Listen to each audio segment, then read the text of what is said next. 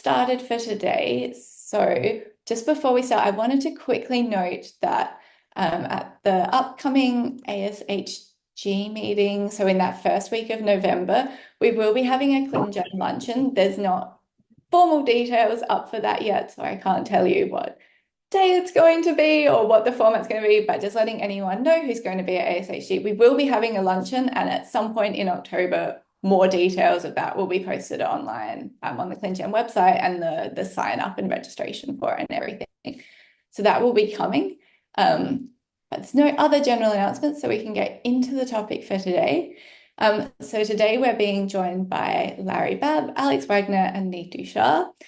So I think Larry and Alex are going to be kicking us off. So Larry is part of the Broad Institute's ClinGen team. Alex is coming from Nationwide's Children's Hospital, but both of them will be talking today in their capacity as part of the leadership amongst the GA4GH program and in the Genomic Knowledge Standards workstream. And then after they finish, Neetu Shah is going to be joining us. Well, she's already on, but then she'll be continuing the conversation. So Neetu is from our Baylor ClinGen team, and she'll be talking about how some of this work is applied within the ClinGen ecosystem.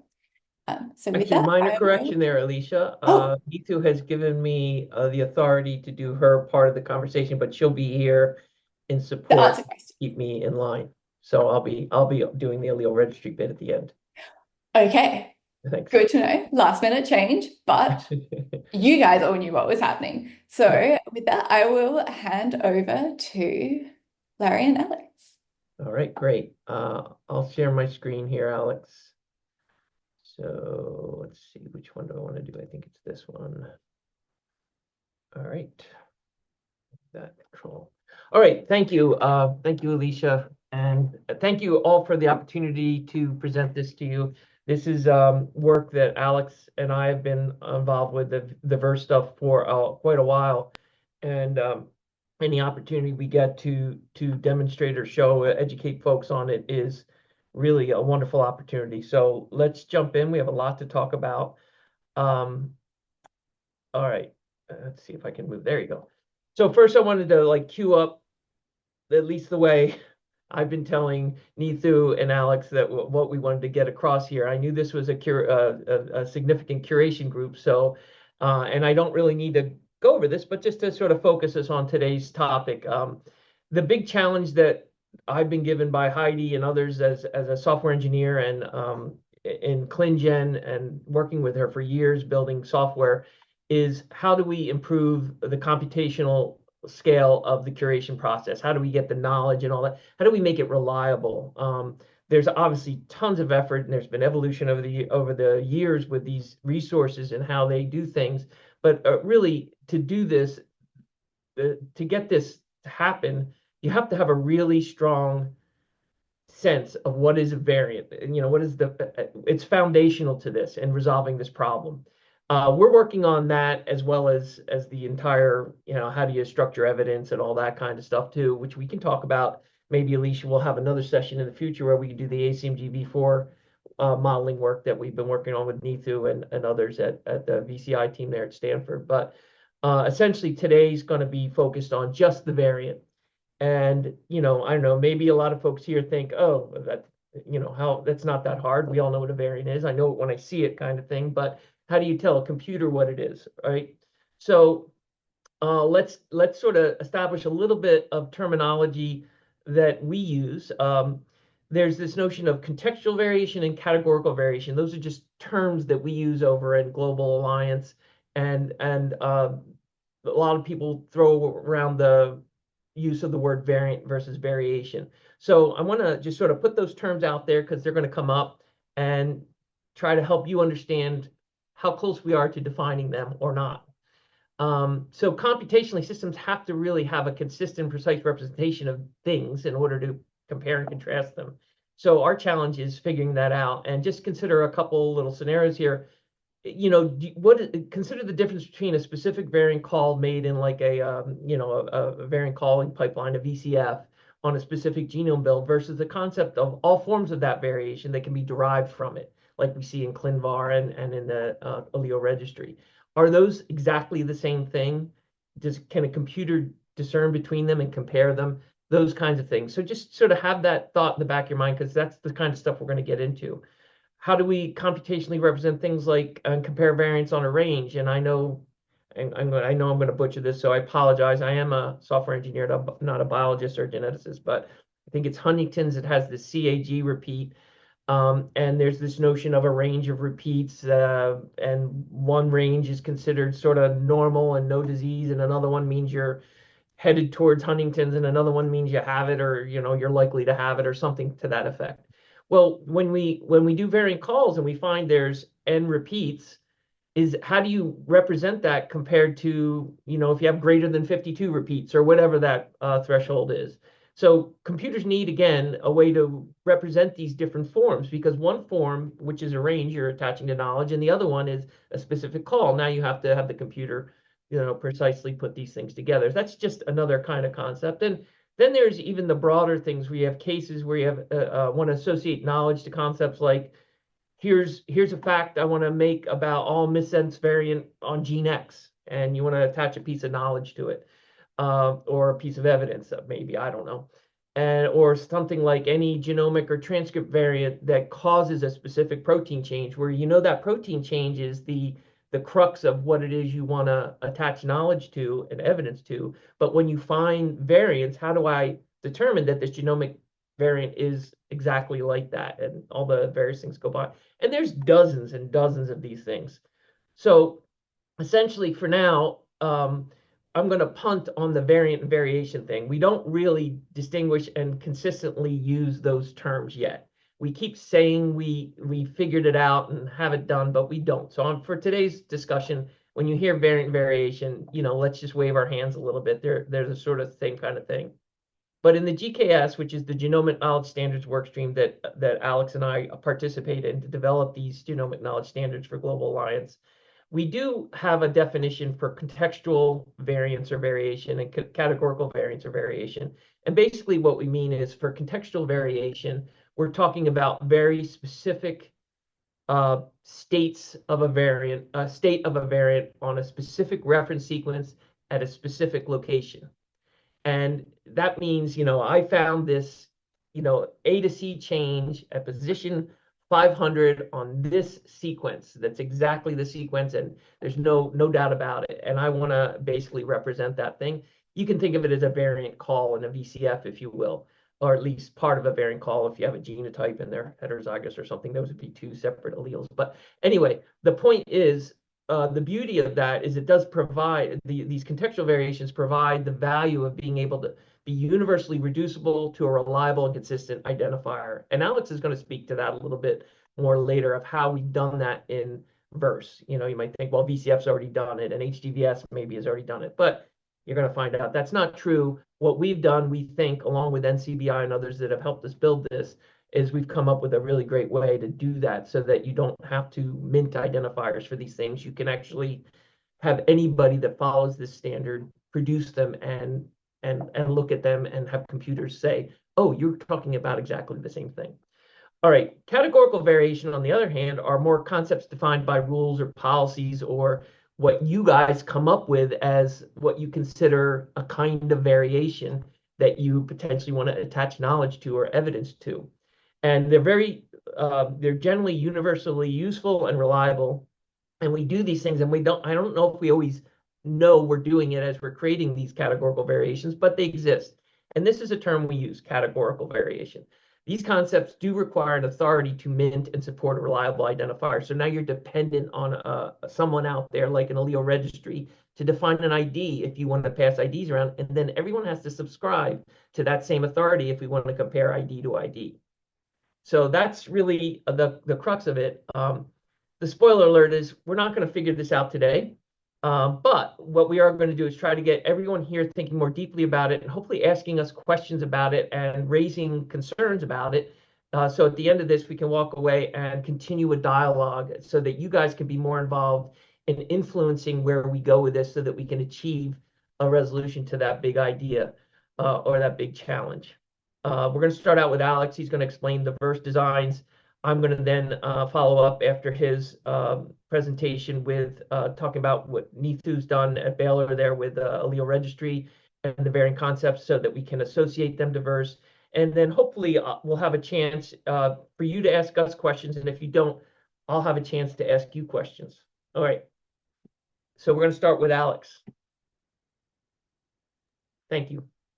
Thanks, But Larry. before we go on, Alex, does anyone here have a question? Please raise your hand in the Zoom chat if you do. And don't, I'd like to keep this semi-informal. Go ahead, Deb.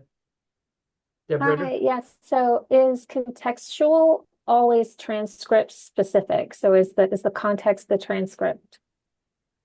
It can be, yes. Yes. So if you have a 500 A to C change on transcript isoform 1 for gene X, it's not the same as a A to G change on isoform 2 because those are two different sequences. And it's not the same as the genomic variant that underlies that change. They are the same, and this is the nuance that I want us to be thinking about as we go through these discussions, because in some places you really need that really precise thing. You either convert from a call to something generalized or categorical, or you want to go from something that's sort of categorical, but when you apply it, you might not be saying it, but you intend to mean, oh, I really mean about the form on this gene, not all genes that might overlap with that, kind of thing. So does that answer your question? I think it does. Yeah. Well, keep asking it. Alex will do Okay. a much better job of explaining as we go here. Great. All right. All right. Thank you, Larry. I'm going to take over screen share so that I can go through the animations a bit more easily. Yes. Do it. All right. So, all right. Assuming everyone can see this okay, let me know if not. All right. So today, like Larry said, I'll be talking about the variation representation specification, or VRS, why we built it, what it's used for, and help provide some examples about places where we've already applied it, where it's helped us solve some problems. To begin, I think everyone's aware kind of this broad challenge of the interpretation bottleneck about needing to pull together evidence from a bunch of different resources and do, basically the curation for the variant classification. Of course, that's what everyone here does. So I'm not going to spend a bunch of time on that. But I will say that in order to represent that, we do need some, computable standards that talk about how all of that evidence that you have curated fits together so that we can then reuse that across systems in an interoperable way. And that's what we're doing over in the Genomic Knowledge Standards workstream of the GA4GH. So a few things to know about it. The variant evidence that we deal with is very disparate in structure. It's very fragmented across different contexts, and it's distributed across a bunch of different evidence repositories. And so solutions to this have to be interoperable. They have to self-describe those references as they differ across different locales, and create basically a global consistency across a federated data ecosystem. And of course, the challenge that we're trying to address continues to grow as we think about new reference assemblies, new ways of talking about variation on different builds, including stuff like the Human Pangenome Project and graph genomes, the large telomere to telomere genomes that we've seen, and of course, reference population specific genomes like those hosted by the DDBJ. So over in GA4GH, we are building and maintaining data standards for how we represent genomics and health data under a human rights framework. And there are many GA4GH standards you might already be familiar with, including VCF files, FAMs and SAMs, CRAMs, and BED files. These are all GA4GH maintained file formats. And in addition to this, of course, we are working on genomic knowledge standards, which is one of the 6 different technical work streams of the GA4GH. And the way we work is basically we have real world driver projects. ClinGen is one. And these driver projects work across these technical work streams to develop consensus standards that work across organizations, institutions, and national initiatives. And so, the way this is characterized by GA4GH, these are real world genomic data initiatives that provide input on the standards most needed for the international genomics community to share data. And a few of these driver projects are shown here. So Larry and I, have spent a lot of time working on VRS, respectively, for the variant interpretation for Cancer Consortium and ClinGen. Strike that, reverse it. And what we do is basically take the data requirements from these platforms and use them to drive development of these standards. And the idea here is we want to be able to represent, many of these complex statements using the genomic knowledge standards, including VRS. And of course, Larry brought up this example of Huntington's disease, but there are others, including like how you might interpret an experimental variant from a multiplexed assay variant effect, or fusion data with secondary resistance mutations in CML, et cetera. So these are all examples of genomic knowledge statements we want to be able to represent.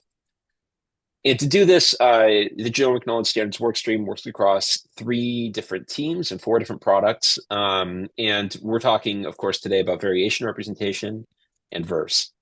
So VRS, the specification is online at verse.ga4gh.org. You can go there and you can learn about it and read through the technical details. Shown here is the VRS 1.3 spec, but we also have a draft 2.0 specification out there, which is currently undergoing some work stream review. And then I think in the near future, it's going to go to broad community review in anticipation of release early next year. So what is VRS? If you think about the way that we describe variation in a VCF file, you might think about it something like this. If you have like a biomarker, like you want to do genotyping, and you want to go from there through sequencing to SNV and DEL-INS calling with something like GA4GH, you'll end up with a VCF file, right? So you've gone through this process of taking the actual genotype, assaying it with the technology and calling it with a methodology, and ultimately ending up with these genomic variants in a VCF. Well, VRS helps us do that, but also kind of everything else. It gives us all the building blocks we need to be able to go from any type of biomarker down through a representation of the observed variation. It gives us that semantic precision where we can incorporate elements that exist across these different technologies and methodologies, so you can be precise in where you got the variant, how it's represented, and works across these different types under a unified framework. And there are lots of places where variation is described in different ways and in different formats with different conventions. Here are a few. And so the question is, with all of those different resources where variants are described, why are we talking now about, a new standard VRS? And, of course, we're aware that, why do we really want to build a new standard? Aren't the current ones good enough? And so one of the first questions we ask is why even use VRS compared to other existing ones? So, of course, most people are familiar with VCF, and VCF is really excellent when it comes to computability and compactness. And, particularly when you're talking about all variants being on a genomic common reference, and you really want to kind of transmit all those variants at once for a cohort in a flat file format. That's what VCF was built to do. As curators, you're all very familiar with HGVS. HGVS is great for compactness and human readability. It's a little more VRS-like in that it is useful within other documents. So you don't need to put it inside a structured document. You can stick an HGVS string inside a written paragraph, and it's supposed to always mean the same thing. And it's useful for representing variants across multiple different molecule types: DNA, RNA, and protein. Now, VRS helps us with a few separate problems. It's scoped around decentralized interoperability, about how we represent variants in computer systems and in complex structured data contexts. It's also very helpful for representing variants on diverse sequences. So if you're trying to put together evidence that comes from different references, that comes from custom sequences on MAVES, et cetera, it allows you to represent all of that in one common structure without any sort of notion of everything exists on say one reference assembly. And then, of course, it's worth noting that there's also the ClinGen allele registry, and I know Larry's going to kind of tie these blocks together later on. But just to note, the allele registry, of course, helps us with a different set of problems, which is you want equivalence between congruent genomic and transcript variants. If your variants are on common DNA or RNA reference sequences, and that you can reliably use a centralized service with what you're doing. For example, like when we do curation through the VCI or through Civic. All right, so with those notes about what these do, let me talk a little bit more about the nuts and bolts of VRS. So VRS at its core is a terminology and information model. It describes what variants are, what comprises them, and how they are, how those components interact in order to describe variation. Around that information model, we've built a JSON schema protocol and some GA4GH conventions and a reference implementation that builds on those. And this allows us to do some cool things. But, you know, as a whole, VRS is very flexible. Because of this structure, it allows us to be interoperable across formats. We have done implementations in JSON schema and in protobuf, and it's equally representable in XML and other structured, data languages. Importantly, it's self-descriptive, so a sequence location always means the same thing, whether it's in the context of an allele or it's in the context of something else. The location is the location, and you can add that to a sequence state, for example, in order to get this is what an allele is. And it's all based off of well-described and digested reference sequences. Then it can use those conventions and it can use those building blocks in order to create globally consistent and decentralized identifiers. We'll talk a bit more about that in a second.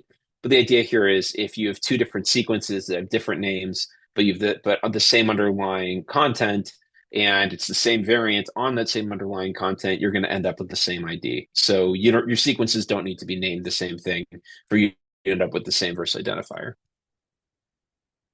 VRS has some important distinctions from other formats like VCF and HGVS that are similar to other formats like SPEEDY and BED. And what VRS does is it uses an interresidue coordinate system, and this allows us to get away from the ambiguity that exists in a residue system. So to illustrate, you can imagine if you have an assertion that occurs between this A and this G. In a residue-based system, like in VCF or HGVS, you say, okay, I've got position 6, I've got position 7, and I have an inserted sequence. And so you say in between 6 and 7, in between 6 and 7, you get that inserted sequence. In those same systems, if you'd say, I want to delete A and G, you'd say, okay, I'm going to take 6 to 7, the very same range, and say that's deleted. Now, in this case, of course, these nucleotides are being excluded and these are being included. And so the meaning of this range 6 to 7 is ambiguous and is entirely related to what the variant operation is. In an interresidue system, like what you see in BED, SPEEDY, and VRS, this allows us to get away from that ambiguity where the location always means the same thing. So you can say that these positions that exist in between A and G, this is position 6, interresidue coordinate 6.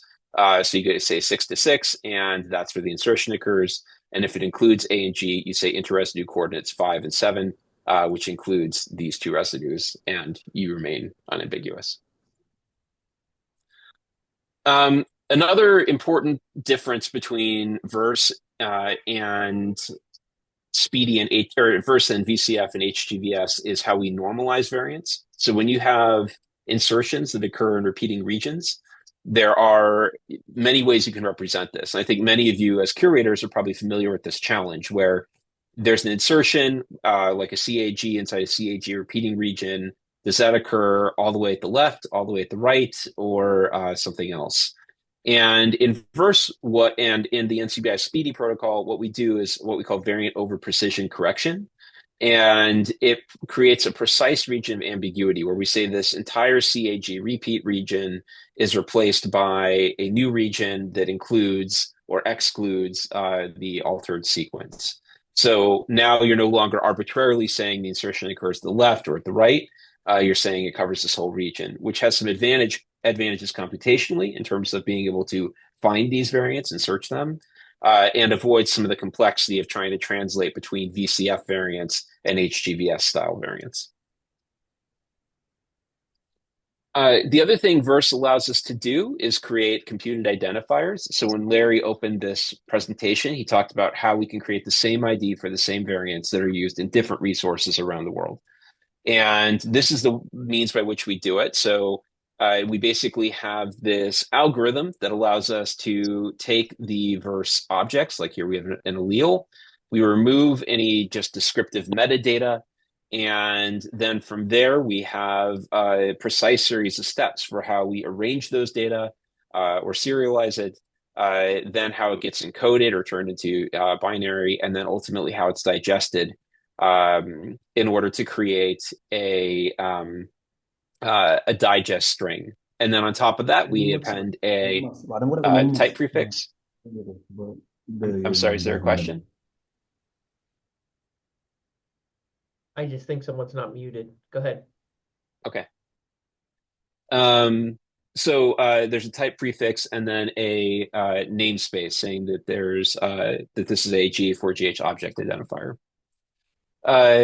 So what that allows us to do then is be able to take multiple different HGVS descriptions and compute them down to individual identifiers for each variant context. So for example, here are 3 different protein named sequences, 3 different variants on them for the same computed identifier.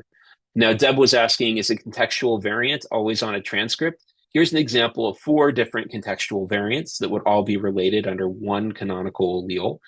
So we have, or 3, I suppose. There's the GRCH37 context, the GRCH38 context, and 1 transcript context. Importantly, protein contexts are actually not part of canonical alleles. They're a separate concept, but we won't get into that right here. All right, so where are we at with VERSE? VERSE 1.2 was published in 2021. You can read about it in Cell Genomics. We, in 2023, talked about applications to pharmacogenomics and star alleles and the genotype model. And then more recently, we had a description about how this is used in non-reference sequence assemblies like those that we see in MAVEDB and MAVE experiments. And VERSE is also integrated into other GA4GH standards as part of Phenopacket. It's part of Beacon v2. And our VERSE 2.0 work includes structural variation. So we have a unified model that lets us do both kind of the simple variants as well as complex structural variants. Related, that we're not going to really get into today, is the categorical variation representation specification, or CATVERSE. This is a useful spec for representing the types of things that you find, for example, in the ClinGen allele registry. Like I said, we're not getting into it today, but it is a related under development standard. All right, so now for a few examples where we've used VERSE. So VERSE version 1.3 was applied at scale over in Nomad. So this is an example of where it's useful to have the ability to work on a data set kind of in a decentralized way, because Nomad's huge, right? So Nomad v4 has 1.9 billion alleles. And we were able to basically compute all those identifiers for them as part of the build process. So now all these variants have VERSE IDs. They're searchable by VERSE IDs, as well as the VERSE data object that includes all those additional normalization components I talked about earlier in this deck. I also mentioned how it's useful for MAVE data. So that paper I was describing basically is our effort to take VERSE and apply it to these non-reference sequences that are non-human reference sequences that occur in MAVE experiments, and provide the semantic structures allow us to get over to human reference assemblies. And we collaborated with the ClinGen Link Data Hub to import these VERSE mapped objects into LDH. If you want to find the VERSE objects and kind of see how that works, you can go to any score set in MAVEDB and you'll find this button called Mapped Variants. You can click that and download it, get a JSON object, and it will show you these VERSE objects and how they're used in order to create that mapping to human reference contexts. And then finally, maybe just a note about this upcoming project. We're working to bring Verse over to the Anvil ecosystem. Again, the idea here being you have, kind of a separate data ecosystem, controlled access data. You want to bring the compute to it. This is an ideal case for some sort of, a decentralized or federated approach. And here we're bringing the Verse tooling into Anvil and applying it to the Gregor cohort. And these variant translation tools are currently available on workflows. So there's a Verse annotator Terra workflow that's publicly available where you can try this out if you've got a project on Anvil. And you can start converting your own VCFs over into Verse for use in your own projects. You can also, if you're, in the Anvil ecosystem, you can go to the test workspace and, play around with it a bit there as well. Okay, so these are just a few other projects that I'm not going to get into specifically that have applied Verse or using Verse to, solve some of their challenges. And we are, happy to dive into the specifics of any of these if there's specific questions about them. Finally, I'll note that Verse is helping us solve some challenges around how we do standardized submission to centralized resources like ClinVar. So one of the hats I wear is as a representative for the recent ClinGen somatic grant supported by the NCI. This grant basically has us supporting SCV set curations and getting those into ClinVar. And the way we're doing this is we're taking the GKS standardized data from Civic, putting it through a submission utility that goes through the ClinVar API. So any resource could then take the GKS formatted data, put it through the submission tool, and then get that in there. And we're, of course, planning to do this not just with Civic, but also with the VCI and with MaveDB. Okay, and so I think that summarizes Verse and some of its applications. I know that was a lot of content. Happy to dive into it in more detail during the discussion phase. And now I'll pass it back to Larry for the allele registry review. That was awesome, Alex. I mean, I always learn something when I listen to you do this. It's great. Okay, I need to take sharing back, I think. What I learned is that you're an awesome presenter. I'm on the percentage share, place current share. Okay, there we go. Okay, let's see. First of all, are there any like quick questions or points of confusion that you'd like clarification on regarding what Alex discussed? If you do, please just raise your hand, and we can take a quick one now. If not, I will try to show you how the ClinGen allele registry is related to all this. Everyone here, I assume most people, if not everyone, has a pretty strong understanding of the ClinGen allele registry. I think it's fair to assume that you're all working with the VCI or in some capacity understand what the VCI is, the variant curation interface. And as you know, the way we define variants in the VCI and whatnot is either using ClinVar identifiers or CAIDs or Verse ClinGen allele registry identifiers.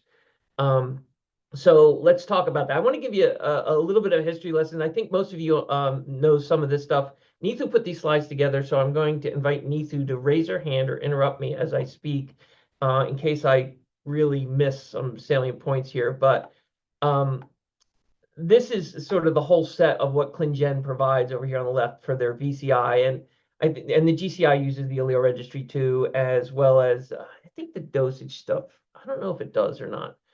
Actually, I don't know. Does anyone here know? Does dosage use the allele registry? I think it does. Anyway, the point here is, as far as the variant curation interfaces go, we use this for what we call unique variant identification. At the beginning, when we were working on this, you guys are, you're dealing with, you're not like investigating variants that you necessarily found in your labs. You are, but you're working sort of in this space where other people have curated variants, or you're aware of a variant, people bring them to you. Can you do an expert curation on this? And you're sort of working in this space where you say, okay, what's the variant? Let's go and get the knowledge and figure it out. Versus if, when we worked at the laboratory of molecular medicine before, they would do an assay, they'd look for the novel calls, and they'd say, okay, there's no information about this. Let's go out and find various information about it. Those two approaches are a little different, in my opinion, because when you go into ClinVar and you look at the variant ID or the allele registry and you look at the variant ID, what you get is that notion of all variants related to a given baseline underlying genomic change. And the allele registry and the ClinVar and quite a few other resources out there sort of use that concept as their notion of what the variant is. It's not just the baseline thing, but it's all the other things that are derived from it. So this is the unique variant identification that the allele registry provides. And they also, but the beauty of the working with NITHU and Baylor is that they have been on the forefront of supporting these global alliance standards. So they have been out there. They were like sort of our first implementer for VRS 1.0 and RefGet 1.0, which is another global alliance standard. They will be upgrading to VRS 2.0 in the upcoming year. So they are out there fighting this good fight because the allele registry is a force to be reckoned with. It provides so much value, and connecting it to these contextual alleles is a great thing. From as far as evidence collection goes, Alex mentioned the Linked Data Hub, not just MAVE, but we're putting all kinds of standards in there. I'm actually working on a project for Heidi and ClinGen to take all of the ClinVar submissions and put them into a standard global alliance format with contextual allele IDs and the other semantic structures around it that we can put into the Linked Data Hub. And I'm working with Alicia and NITHU and that, trying to figure out how we can standardize the ACMG v4 guidelines and model it such that everything here is just going to hopefully fall in place. Let's move on. The ClinGen allele registry. Love to give you a little history. This paper that went out was from 2018, but a little origin story here. In 2015, at the Decipher ClinGen meeting in Baltimore in May of 2015, Heidi, I think she gave the keynote there, or at least one of the early presentations, where she put out a call for a tool that would allow curators and whatnot to register variants and get back a representation of what is now what we call the CAID. And she put this call out and she discussed what it was. We need to be able to say that if someone's using build 37, build 38, someone's got a transcript form or whatever, if these all sort of relate together and are derivable from each other and to each other in a sensible way, can we just give it an ID and all share that ID? And at the end of that meeting, ensemble folks from EBI and the Steve Sherry and Eugene Yashenko from NCBI and Melissa Landrum came up afterwards and said, we'll do it. We'll build that tool.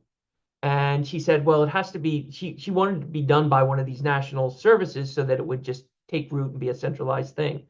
And NCBI sort of took the reins and they went off and they started this project. And it was interesting. They had every intention of doing this, but due to budgetary constraints, they got as far as creating that normalization algorithm that you saw Alex go through and explain. That normalization routine is called VOCA, Variant Over Precision Calculation Algorithm. I think that's what it is, or correction algorithm. And that VOCA thing came out of NCBI and worked with us to do that. And they actually took that and they reprocessed all their variants in dbSNP and in ClinVar at that time. And if you go back to that time in 2016-17, you will actually see a situation where a lot of submissions got merged together, or I don't think any got split apart, where there was variant IDs in the old days that they didn't realize were the same exact variant. And it actually sort of improved their dbSNP database. It was only 1%, but when you have millions of variants, 1% is quite a bit. Anyway, as time went on and they realized they couldn't afford this and they wanted to have a policy group support the ClinGen allele registry, we were starting to set up a group of experts that would set the policies, because NCBI didn't want to be that group. They wanted to be a sort of a global or a universal group of experts that would drive the policies on how these canonical alleles got defined, how they got created, when they hit issues, how they would resolve them, and all that. That all sort of fell by the wayside with budget issues. and the Global Alliance took over, and Baylor stepped up. Alex Milosevic and his team stepped up, and they said, we'll create this thing. And that was when the ClinGen Legal Registry was born. And that was back in 2015, 16, 17, somewhere in that time frame. I don't have the exact date. So a lot of these people you see on this list here were pretty essential in trying to get this stood up. And that's what the story is. So I think it's useful to hear that, because the idea was to try to get this more global scale thing going, and ClinGen sort of did it. It's a big undertaking. So these variants that are in here are groups of variants denoting the same nucleotide variant or the underlying nucleotide chain, and they are assigned immutable, global, universal, unique IDs, but they are minted and they are maintained by the allele registry. So these stable and consistent variant identifiers have a naming services. They're called canonical IDs or CIIDs. They link to the allele records in many common used databases, and it's made such a big presence over the last 6, 7, 8 years that you find that now ClinVar is actually putting CIIDs in their data. Everyone is, everyone annotates their data in VCF. A lot of people do with CIIDs. We do it in Seeker in a project we have here at the TGG and that we share with others. So it's a really nice way to link all these related records from commonly used databases. But the question is, those allele-related records could be contextualized in a way that you might not say it's appropriate. So I'm going to just plant a seed right now and come back to it. I'm going to say provocative things and probably wrong things as I go. But you might be looking at a piece of data that's specific to a gene, and they put the gene-specific reference in there and say, well, here's the genomic change, but I really care about it in the context of this gene. There might be an overlapping gene with another transcript that it also maps to, and they don't mean that one. But if they left the gene out or the transcript out, you wouldn't necessarily know that unless you're one of these human experts that can sort of read between the lines and say, oh, I know what they meant.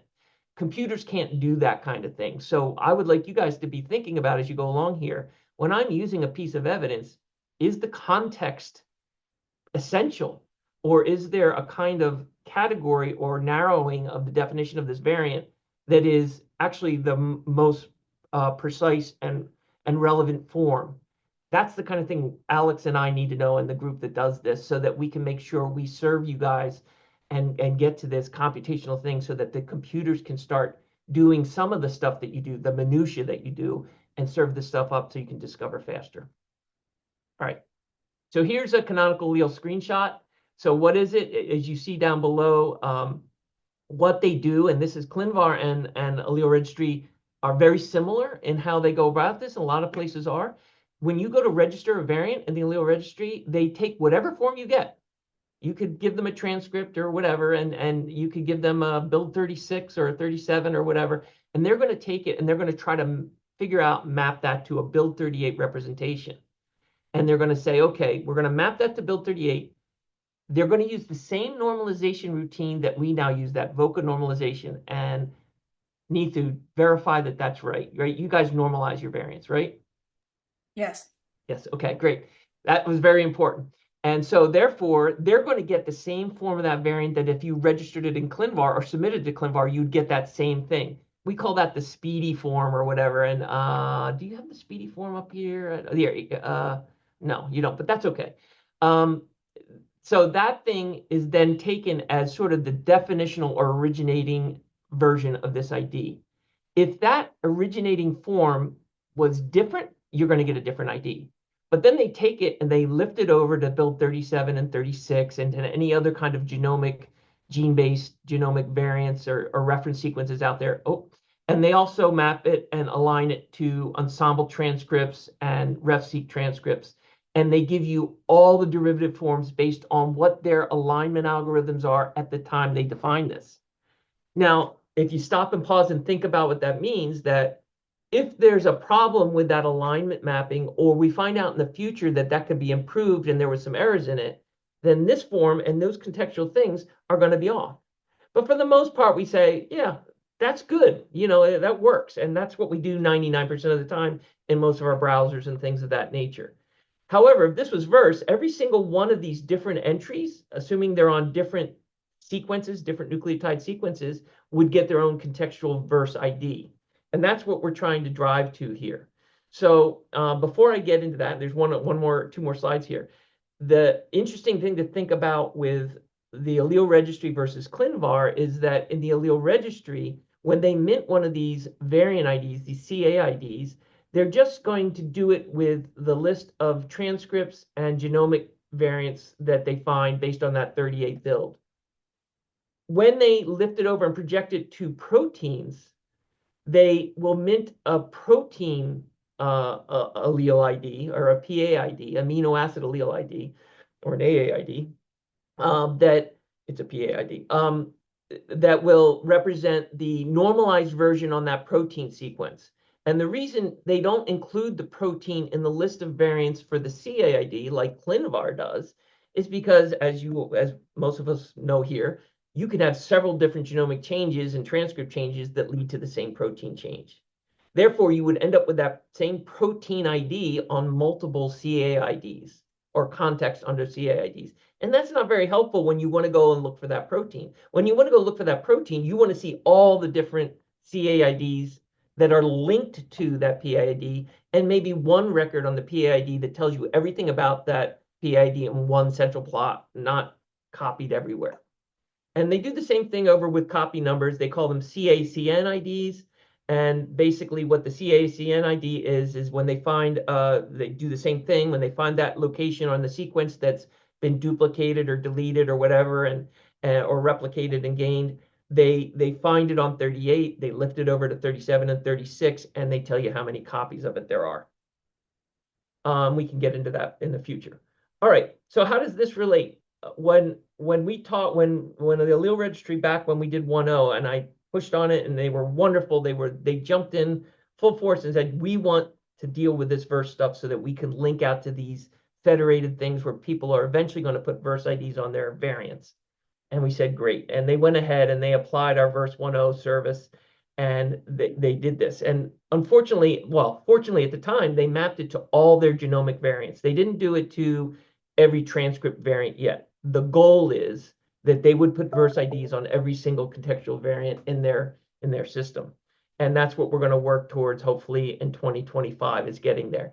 It is a heavy list. As you know, the allele registry has billions of variants in it, and that's CAIDs. And so if each variant has a dozen contextual variants, you're talking about significant numbers of variants. So this heavy computation, but they have a really great set of engineers there that have designed this microservice and this extension to be able to support this. Not only the assigning of it in bulk to the beginning, but then hopefully the ability to look up by these, IDs, these verse IDs. It's quite a bit of work for them to do, and we would eventually need groups like this to put pressure on or influence or suggest or ask leadership to do this. This is going to help. We see the path to why this is going to help. We think Baylor should do this and work more heavily with this standard so that we can link these databases together and do more computational discovery. This is just a technical side of how you would maybe go use their API today to get a verse ID back or a verse structure back. That's a verse structure that you're seeing down below. They don't do the reverse lookup, but eventually you would want to be able to look up by verse ID. That's the big key. So they have this mapping service. Verse IDs are related to that build 38 CAID, and they'd obviously like to be able to do the other way around too. Okay. That's really it for the thing. I don't know how that got lost in there. Alex, this was supposed to be your acknowledgement slide for the verse stuff before, so I apologize. But that's really where I want to end it for this discussion. We've dumped a lot of information on you guys, and I'd like to now sort of ask if, Marina and Alicia, if there are folks, if you guys would like to have any kind of discussion or talk about other aspects or points that came up that you might have found interesting.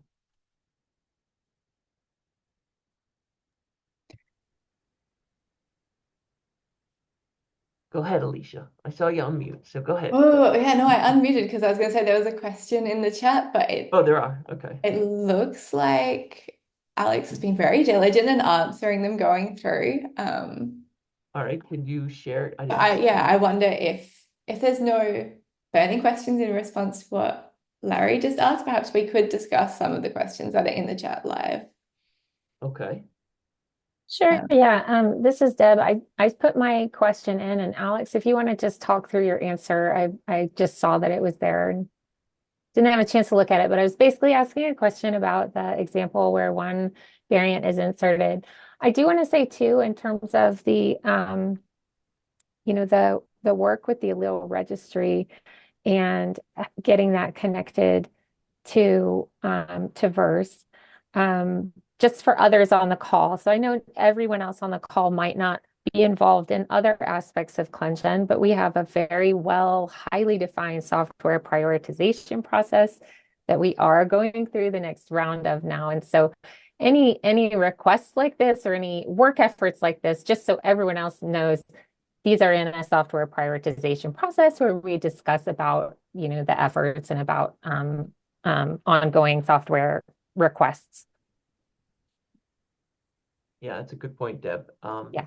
And just related to the software prioritization question, pretty much probably half the stuff I do is related to this work, but I'm just one person. I have a couple developers with me, Kyle Ferreter and Terry O'Neill, that spend some of their time on this too, but we also focus on the ClinVar curation of ClinGen, or ClinGen curation of ClinVar, sorry, and quite a few other things. But it would be nice to have additional resources put to this and make sure Baylor's financially supported to do this stuff, and Stanford as well with the new VCI V4 that they're planning on building.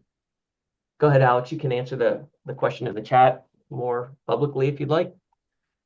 Okay, yeah, I did my best to interpret this question because it wasn't entirely clear to me what you were going for, especially with the last sentence regarding length-based impact. So I went with two answers. The first is if by multivariant insertion we're talking about multiple variants in cis.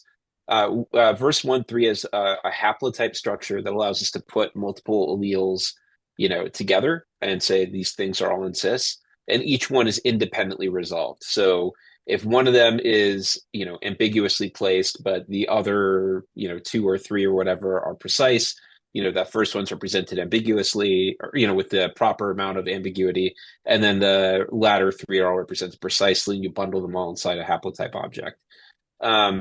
If you mean a multinucleotide insertion, then it's really just a question of whether or not that can be precisely placed, right? So depending on what that insertion is, even inside a repeating region, if it doesn't repeat the structure of that region, then it actually gets pretty easy to say, okay, it occurred at this precise point in that region, in which case you represent it precisely. And if it's multivariant and expands that region, but you can't tell, was it at the beginning, in the middle, at the end, that ambiguity is conveyed in the final object. It is expanded out to full justification.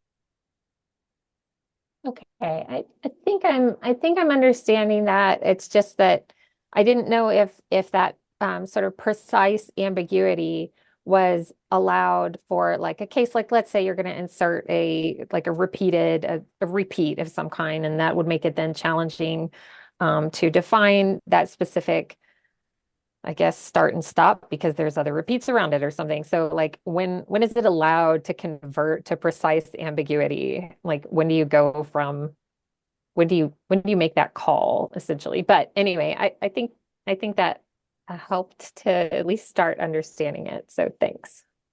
Yeah, so Verse provides the structures and computational vocabulary to say I'm inserting a repeating sequence, to say I'm inserting a sequence of unknown content and only known length. I'm inserting the sequence from another located region in the genome.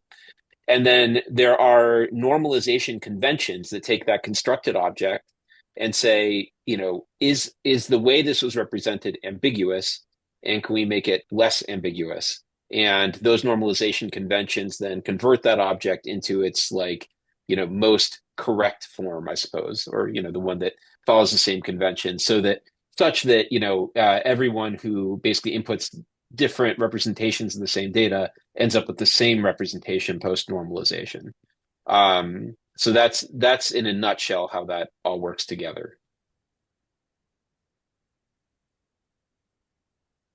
I know we only have 2 minutes here.